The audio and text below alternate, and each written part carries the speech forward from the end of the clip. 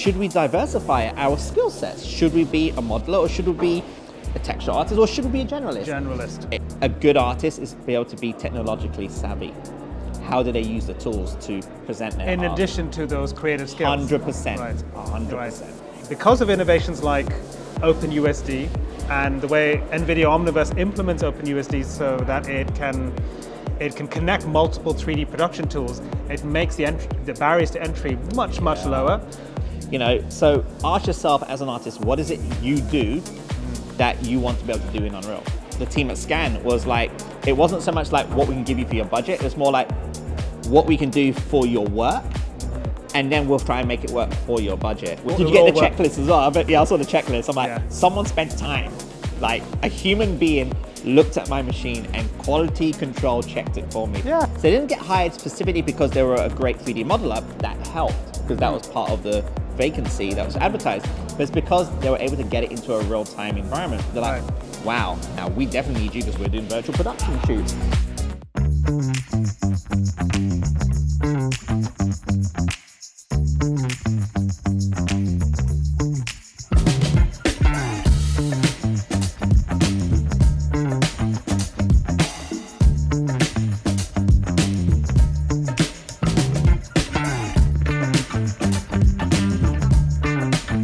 Welcome to Beyond the Frames, the media and entertainment podcast that looks at the art, production, and business of creating entertainment. I'm here at Vertex 24 with Dulull. Hey, I'm back. It's been a while, right? It's been a while. It's been a few episodes. Where have you been? Man, I've been doing this thing called working on projects. What? I know. It's been insane. How But I've dare been you. watching you. You've been soloing it perfectly. Don't Thank need you. me, so I feel like I'm the guest here today, so it's good. Well, no, it's just great to have us both back here at Vertex. This is a creative conference in London that is just bursting with amazing talks, life drawing, and live creative workshops. Everything from concept art to drawing to painting to CG work. You know, there's somebody there demonstrating live puppeting in the digital space with game engines. Yeah. You and I had some talks, and you had a panel as well. Yeah. It's been jam-packed. We're going to get into all of that stuff. But to start with, what's your overall impression of Vertex? I've been loving it all day. Well, Yeah, you know, I've never been to Vertex. You know, I remember seeing like adverts for it before. But we know what's really cool isn't just about coming to these really awesome talks and panels and so on. Like, I find it as like, it's like a breeding ground of meeting up with people that you haven't seen for so long. Like, I got so one guy I bumped into is David Levy. He's the associate art director on the Dune Awakening game that I'm the cinematics director on. And for 2 years, we've been on Slack, on our phones, messaging, exchanging concept art, giving reviews. For the first time, I meet him. And then I'm bumped into all these other people. So, like, for me, this is a great place to catch up with old friends, meet new people, and also there's some great talks. But what's really cool is that the whole location spaced out nicely. You don't feel like you're like a canned tuna or something, you know? So you can breathe, you can like chill out and find places and not feel so cluttered like you would get on those bigger conferences. Yeah, and there's some great breakout spaces for portfolio reviews. Yeah. I've seen professionals taking time out to, you know, really give some wonderful feedback and really helpful insights to, you know, people with portfolio students or people earlier in their careers, and being really generous with their time. And it feels like the kind of creative community that we all talk about wanting, and it's here at Vertex. It's great to see that. You know, the networking thing is such an important point. I ran into Andy Hammond, who's like a creative director at Maverick, which is in the games industry, and he does a lot of promotional art and promotional videos for a whole range of games. So it was great connecting with him, and he's someone I've known for many years. He's a really talented cartoonist and artist in his own right, and now he also works in the games biz. And hearing him speak on his panel with other creators from the gaming network that he's part of was really insightful, because quite often when we think of games, we think obviously of the developers, we think about the graphics industry, we think about the console manufacturers and handheld gaming and mobile gaming, and I don't see enough discussion around the promotional, you know, teams, the people who actually get it in front of you and make you make that first emotional connection with the game and want to play it. So it was really great hearing them talk about that. Now, you were on a gaming-related panel too, right? Yeah, I mean, the panel I was on was like the state of the VFX industry. Okay. So it's a very loose panel, but what was really great, we had some great panelists. We had a guy called Dade who'd worked at Turbo Squid and Shutterstock. We had Marty, who is head of production over at Cinesite, and obviously the lovely guys at Liaison PR for putting it together. It was a very loose conversation, and you don't even know how these panels are going to be, right? You have your talking points, but it can go anyway. And everyone's trying to avoid the word Gen AI because we just didn't want it to take so long. But what was great was people didn't really care so much about the technology. They wanted to know from a cultural point of view, how do you work in this industry? Because it's changed, right? Like when we were starting out, like I guess that we didn't have as much things like LinkedIn, right? Like was today, you can put your portfolio on LinkedIn and get discovered very quickly. And ArtStation. ArtStation, exactly. There's Behance as well. Yeah, CG Hero, places like that. Yep. And it's much more of a hustle today in a way that doesn't feel cringy. It was back then, it was like you go for a recruitment agent and you go for an internship and all that. And to be able to hear like the audience wanting to know, having that hunger to know like, how do we get a job today? And what should we learn? Should we diversify our skill sets? Should we be a modeler or should we be a texture artist or should we be a generalist? Is being a jack of all trades good? And these are all valid questions. And we're in a world today where technology and tools being accessible, things like Unreal, things like Adobe Blender. Suite, Blender, even the stuff that NVIDIA are doing, right? And things like, USD and all that helps someone carve their career much more efficiently than it was back in the day. Yeah, so what are some of the takeaways from that session? Because those are really important questions at any stage of your career, right? Because even if you're an experienced TD or a cinematographer or a modeler, doesn't mean you can't transfer your skills or even expand your skills into other areas. So right now, with the way VFX is, the VFX industry today, how would you answer that question? If somebody comes up to you, what should someone focus on? What is the most valuable thing? Game engines are a big thing at the moment. And I always get people saying, well, I'm not a game developer. I don't use Unreal. I'm like, I've seen people get hired because they're able to take their assets that they've modeled in Blender. So this is a modeling artist, builds beautiful characters. They're not a game developer, but because this person was able to take her model into Unreal and show that you're able to understand that process in terms of like, rejigging the shaders and everything to make it work in a real-time engine, they got hired. So they didn't get hired specifically because they were a great 3D modeler. That helped because that was part of the vacancy that was advertised. But it's because they were able to get it into a real-time environment. They're like, wow, now we definitely need you because we're doing virtual production shoots. We can keep you on for pre-production, keep you on for production. So now, like, it helps. Like, you can specialize, but to be able to say, hey, I can get my stuff into certain formats, even having an understanding of things like what NVIDIA are doing, or things like USD or OpenUSD, like, having an understanding of that, you don't need to know technicalities, but that helps you as an artist. And that's what I think the biggest takeaway we all agreed on the panel was, back in the day, being an artist was having a good creative eye, being good at drawing or being good creatively, having a good portfolio.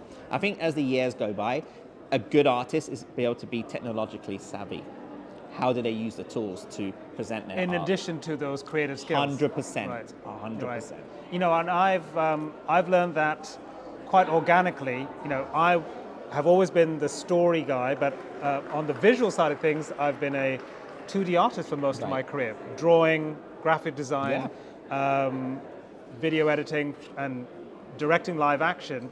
It's not been the 3D production side of things because of how challenging some of the technical barriers were to upskilling in that space. Right. But because of innovations like OpenUSD and the way NVIDIA Omniverse implements OpenUSD so that it can connect multiple 3D production tools, it makes the barriers to entry much lower. And VR is another thing that's really helped me take my drawing ability into the third dimension in a very natural way. It feels like a natural extension of drawing, and that's one of the things I chatted about in my talk for the creation of my show. But yeah, I agree with you that being a good creative, coming up with good creative ideas and problem solving as a creative is still super important. 100%. But you'll be that much more successful and be able to get access to gigs if you're able to realize those with the technical skills that are kind of commonplace now in the industry, right? 100%. I remember someone asking me, like in the panel when he did the Q&A, like, what tips would you have for learning Unreal Engine 5? And I'm like, I'll say the same thing all the time. It's like, don't try to learn the entire software. Like, ask what is it you do as an artist. So if you're a sculptor, you don't need to learn animation or learn coding or rendering. You just want to be able to sculpt in UE or get your sculpt into UE to be able to see it. So ask yourself as an artist, what is it you do that you want to be able to do in Unreal? So And what are you looking to achieve? And what right? are you looking to achieve? Exactly. Like a production designer would not care about a dope sheet on the animation, right? But they want to know how to light an environment and get still images. They don't want a sequence, right? Yeah. So that's the big thing, is to set yourself some goals and lists, because it's a huge tool.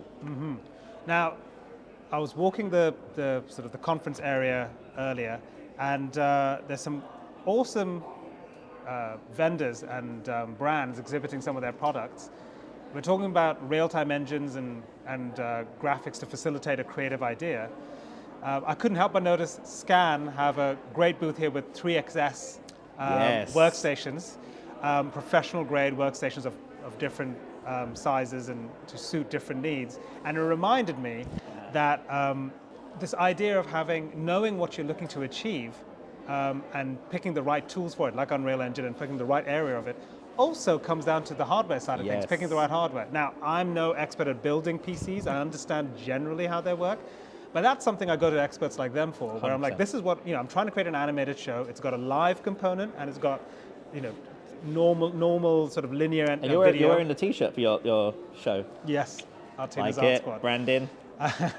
So, these are the things I'm looking to achieve, and I discuss that with them, and then they go off and find the best hardware for it. I don't need to worry about it. Now, was that what it's like with you?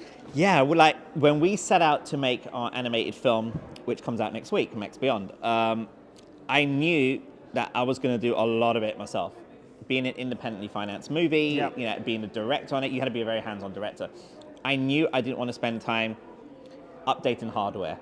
I mean, like you, I would not trust me near a computer. No. I'm that guy that don't even ground myself before I open the computer, right? So I'll short circuit stuff. We've heard about that before, yeah.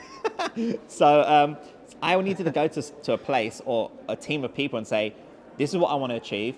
This is my budget as well. And what can I get for that? And what was great is, the team at Scan was like, it wasn't so much like what we can give you for your budget. It was more like what we can do for your work.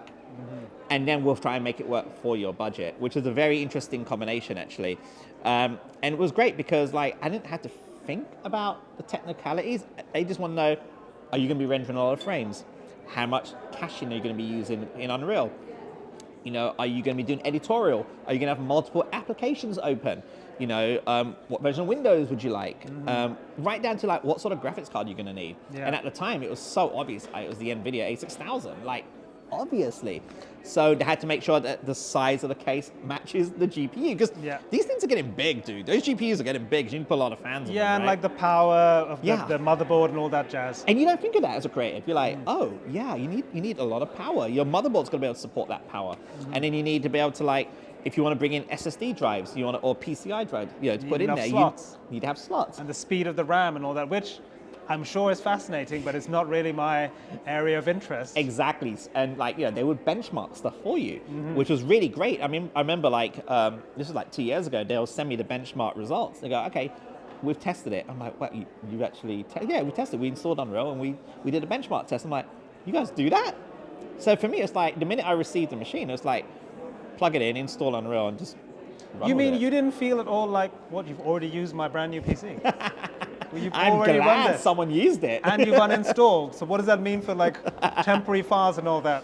No. I want my thing pristine. When I got my workstation, it was the same thing. I had the 3D Mark benchmark that's what and the report. It came with a printed report that said all these apps. I was like, that's great, reassuring. Because they tested the RAM and the CPU and the GPU that it all. Did you get the checklist as well? I saw the checklist. I'm like, someone spent time, a human being looked at my machine and quality control checked it for me. Yeah. That felt good, man. That was a premium service. Yeah, so that must be the 3XS thing, right? That must be All right, so,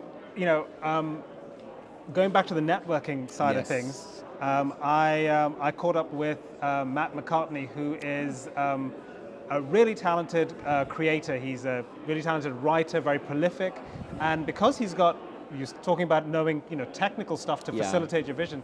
He has a technical background in entertainment companies, and with that knowledge, he's been exec producing some fascinating projects that blend cinematic storytelling with immersive storytelling and the sequential art of comic book storytelling into a sort of a multi-format IP where you can watch the cinematic narrative in video form, but then you can go into the VR experience and be immersed in a multi-dimensional comic book that is also animated, sort of like a motion comic. Awesome. So he's touching on multiple formats there of storytelling. It was really great chatting to him. In fact, we recorded a 10-minute conversation just here a little earlier, so look out for that episode.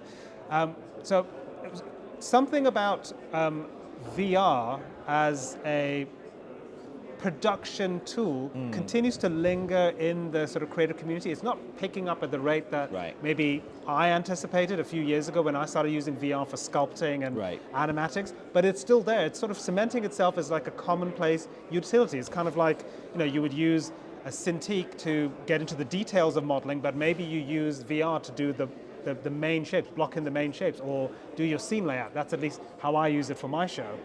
A particular session that stuck out to me was Glenn Southern talking about VR tools and sort of puppeting characters and puppeting elements in the world.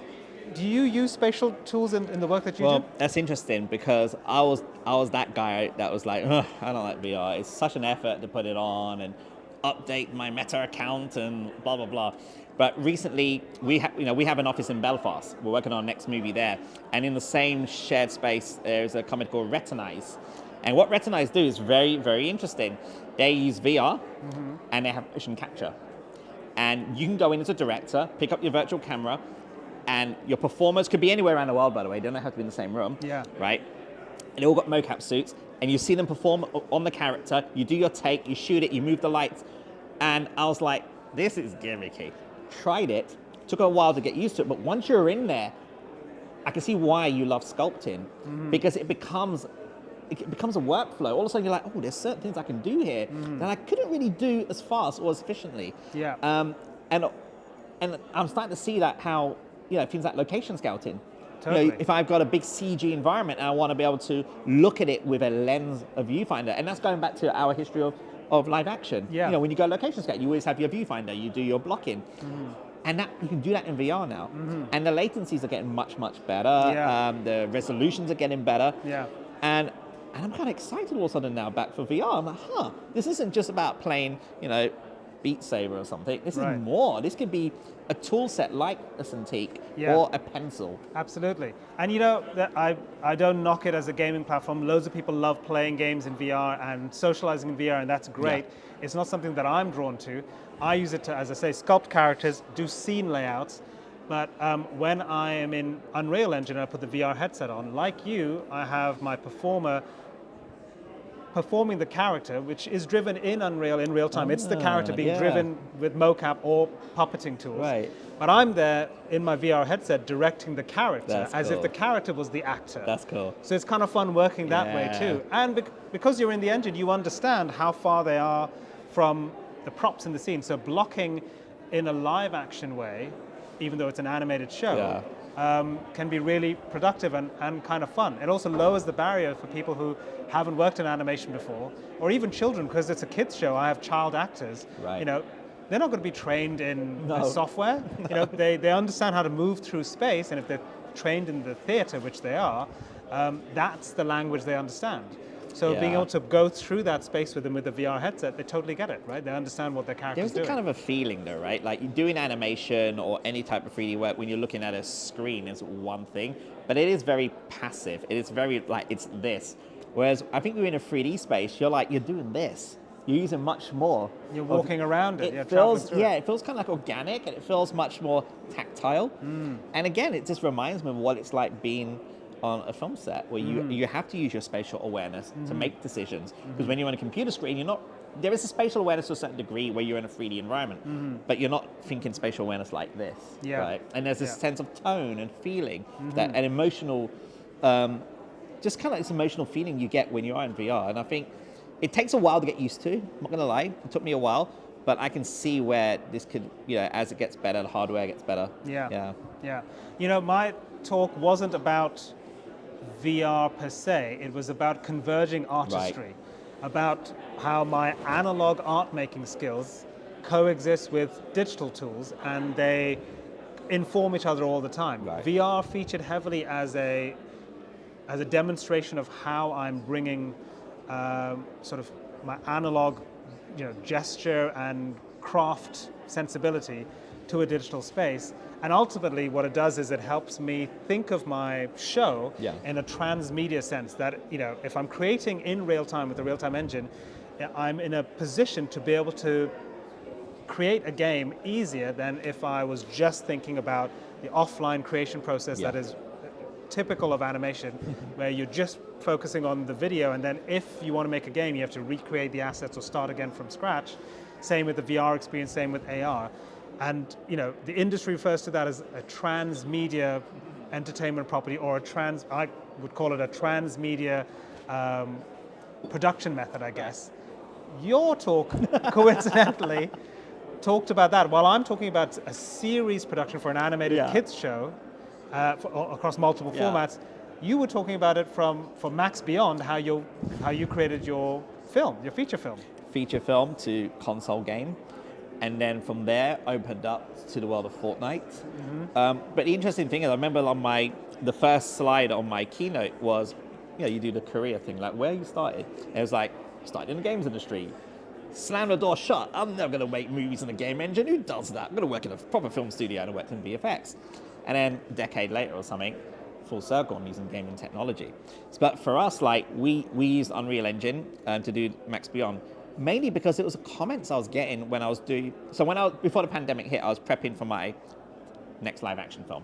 And I was using a very early version of Unreal to do previs, right? So animated version storyboards for those watching. And I remember showing the previs to executives. They're like, what is that? I go, that's the previs. Don't worry, that's just blocked out. I go, no, we've seen previs. Usually previs is like T-pose guy sliding around. It's very rough and ready, grayscale. You got animation, lighting, effects, rendering. I mean, this looks rendered. And I was like, interesting. I remember coming back and months go by, I'm like, why are people not making movies this way? I mean, it's a no-brainer. And at the time, it was like, oh no, it's a game engine. You use Maya, Houdini. That's not the way to do it. Yeah. And now there are tons of people making them. So from there, I just fell in love with it, dude. The same reason you fell in love with Unreal and stuff that you're doing in Art Squad is the fact that there's this liberation feeling as a director to be able to try things out. Yeah. Try things out without an expense of hiring a resource and stuff. Yeah. And once you've got that vision, as we say, in place, you can use that to bring people on. Yeah. And that's essentially how we built the team for Max Beyond.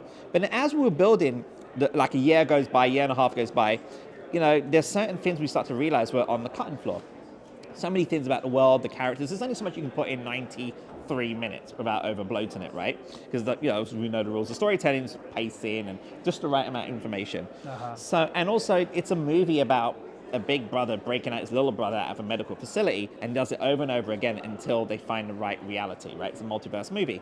So you see it from one perspective, which is the big brother. And I remember thinking, wouldn't it be cool if we saw it from the perspective of the little kid? What's it like? So we put together a game demo, only because we were already in Unreal. We had spent a year and a half building these assets, doing motion capture, doing voice recording. We took all of that, moved it into an Unreal Engine game project, hired one person that knows how to do game coding. We didn't have to worry about the art. And within a weekend, we had a demo running. And all of a sudden, we're like, ooh, what would it be like? Because we had the demo basically, you control the character and the little kid follows you. And you can trigger the little kid to do certain things. We're like, well, I want to play as a little kid. What if we do a split screen? What if we have co-op? Now, one person is the kid, the other one, and you work in a co-op game like It Takes Two, right? It's a really well-known co-op game. Yeah. All of a sudden, we're building game mechanics that is telling a story, a different perspective to that IP that we would not have got if we were in a linear format. Right. And a few months go by, we get signed to Idea Xbox, which is an independent developers program at Xbox. We have Xbox dev kits, and we're like, guess we're making a game. So now we're ramping up on that, and that game comes out next year, and the movie comes out next week. But even that helped position the movie, right? Because like, you know this as much as me, Rafi, but like, it's very competitive. Content is very competitive. There are tons of studios with bigger budgets, smaller budgets, different markets. So what we did was we positioned the movie that's coming out next week as this is a preview of the world, what you're going to get in the game. Now, all of a sudden, all the gamers are looking at it and go, well, we're going to watch this movie to prep us for the game that's coming out. Yeah. You got a bigger audience base, and you got a different marketing strategy. So even moving through different transmedia approaches influences your marketing decisions as well. Right. And that's the transmedia opportunity, isn't it? To be able to tap into completely unrelated platforms, so that the audience has multiple entry points into your story world.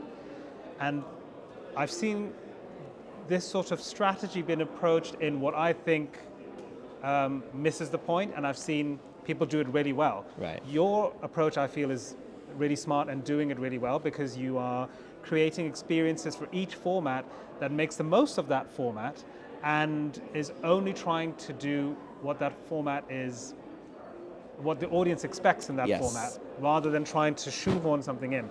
In the past, what I've seen Transmedia properties fall down is when they've executed like a linear story, and they clip it up and try to bring that clip to a TikTok or bring it to a mobile app or something, and it's kind of like, well, what's the point of this? It doesn't give me, when I go to a platform, my behavior that the behavior I'm going to adopt on that platform is very specific. Yeah. That's why I go there. Yeah. On Instagram, my behavior and what the kind of content I'm looking for is very different to if I'm going to watch a YouTube podcast or go to the cinema or play a game, right? So I love your approach, because you are thinking about what matters in each format to a specific audience that hopefully is interested in your story world. It's all about story though, right? That's the thing we always speak about, is story is king, right? And really is the story kind of dictates like what platform you want this on. Like for us, we wanted to tell a story from a different perspective, which is the story of a little kid. And we found the video game medium was the best way to tell that story, as opposed to a sequel to the movie or a spin-off or webisodes or something. Webisode, exactly. Yeah. One of the things we've always experimented in is the graphic novel world. So what we're doing now is we're going back into Unreal Engine scenes, positioning, framing certain things, high resolution screenshot directly from the viewport, and then send that to a graphic novel artist to draw over. Right. So all of a sudden now, even the graphic novel artist is like, hey, I'm utilizing Unreal, I guess.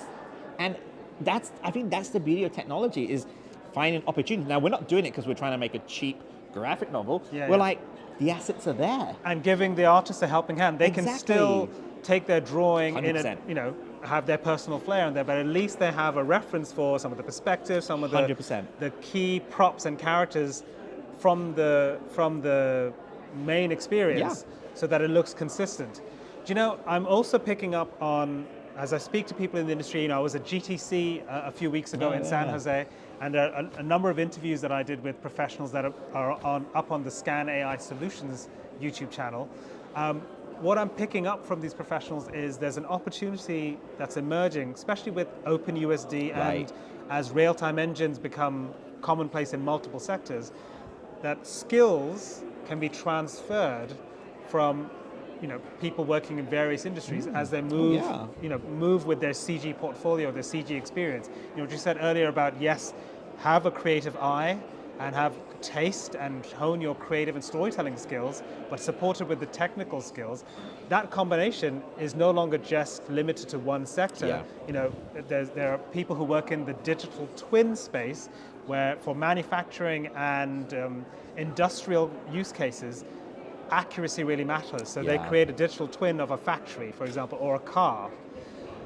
Now, for virtual production, we don't need quite that level of accuracy, but for set extensions or creating a virtual set and location scouting that before you actually build the set, it's the same discipline. And now that the core technologies are compatible, it's not just about, it once was CAD and then we're over here with Maya. Now it's getting to something that where cross-pollination can really happen. So Is it- I'm really excited yeah. about that. I'm getting that buzz here Is as that well. the interoperability as well, Yeah. right? Yeah, that's a big word that's being used a lot these days. Because I remember back in the day, we'll work with an architectural firm and they'll use like Revit, Yeah. right? And IGS files Yeah, and- Rhino 3D files or CAD, and we're like, and they're like a million trillion polygons, right? Because they're not rendering sequences, right? They're every little like nuts and bolts, and we're spending weeks trying to like remove stuff.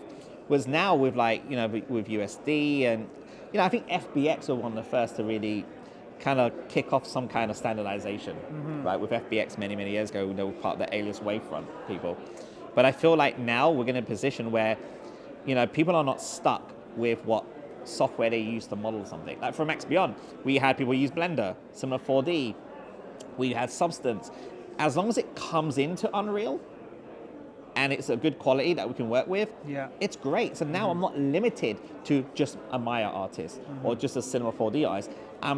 My limitation really is how good is their portfolio. I'm looking at their work. I'm not even looking at what they use because I know a lot of that is like can go into Unreal now. Yeah, use whatever you want because it'll come in just fine. Yeah. And for our indie production, USD is basically the backbone of our production for a couple of reasons. There are many features in USD that are super compelling, but for us, the first thing is, if I'm painting something in Substance, Right. I can paint the mesh and it'll instantly update automatically in my engine, so I can see not just how it looks in Substance, but how it's going to look in the final shot. Yeah. So that means just my iterations are going to be quicker. I can get through many more iterations within the same amount of time, and I don't have to worry about exporting, bringing it back in and realizing the textures aren't mapped on properly because Unreal wants it one way and Substance has it another way. You're doing this all yourself though. More or less on my own. Now, as soon as I started doing this, I realized that infrastructure can also facilitate the live show that we've got going for hospitals, where we go into hospitals and create a live animated show where children who are very sick and isolated because of their treatment get to interact with a motion capture character in a world that can also react to the way the audience wants. So if a child wants to see something on a canvas or is directing the characters, I'm behind the scenes painting onto the canvas in Substance, and it updates live in the scene. So it's not just about cool tech that makes interoperability easier for a production environment, which is great. It also facilitates the creative concept of the show, that we wanted to create a live show that can be much more dynamic for the audience. So again, as we've been saying, it's story and character is what leads the process and leads the whole production. And technology is finally at a point where it can really facilitate these visions. But it's interesting, your project though, because your project is very much, it's kind of like audience driven in a way, like the live kids, portion of it, So the kids are kind of like the content creators in a way. In a way, they're directing it and participants. It's freaking amazing. Like if I was a kid, like, that was something I always loved doing. For me, it was Lego. Lego was my thing, but this is a great thing to do. Like, and I think, what's the latency like though? Do you get any lag and stuff, or do you... The latency of the painting doesn't matter because it depends on the connection. If we're connecting remotely to the hospital, you're kind of beholden to the internet connection if you're doing it remotely. But we work out a rhythm of what the latency is, and it's kind of like a magic trick. So, everyone say the words, abracadabra, whatever it is, and let's come up with a magic word, and the children come up with the magic words, and we use that as a chant, and then that buys into like the latency, right? So buys you time to afford the latency. But the motion capture, there's no latency. What are you really using for your motion capture? We've been using the Perception Neuron suit, yeah. I just ordered mine last week. You? I finally did it. Excellent. I got the whole gloves and everything. And the reason I did that is because as a filmmaker, I want to try stuff out. I don't have to like book a mocap studio I love Xsens, but Xsens also is a suit. What I love about Perception Neuron is they're just trackers you put on. You don't have to worry about the whole cameras to track Exactly. And you got 5-finger tracking. Yeah. And it's affordable and it comes in a travel case. So for me now, I can travel around and meet actors, or like we're working with a parkour actor at the moment, a guy called Liam in Belfast. And I can just go to where he does his training, put on the markers and get some mocap done. Yeah. Brilliant. It's brilliant. And the system is such that if you don't need finger tracking, you don't have to have that on, so that you don't have to bring those along with you. You just do the body tracking. Well, we could talk shop all day, But here at Vertex, it's been an inspiring time. One of the last talks that I got to check out was Dylan Sisson's talk on his work on VFX, forward-facing technologies, Nice. and using VR in his workflow as well. He's like another veteran of the industry who's been using spatial tools from like the start. Wow. And he's an expert at RenderMan because that's the group he's in at Pixar. And he brings together that high quality rendering you expect from RenderMan, along with this sort of very artistic, sort of expressive VR sculpting work into just very unique visuals. So it was fantastic to see his session as well. Any other standouts for you from Vertex 2024? Oh, you know what? I think I just had a great. I've got to catch up with you after a while. There you go. Right? That's what could be better than that? Catching up here at Vertex 2024. I hope you enjoyed this podcast. If you like this stuff, do give us a like and subscribe. Leave a comment if you have any questions for us. And see you in the next one.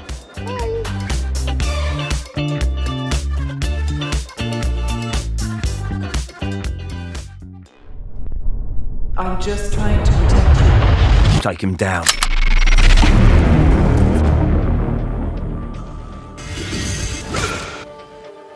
Where is Max Walker? The road to destruction, making the same bad decisions, the same mistakes. Send in the sink. Max Beyond, available now on digital.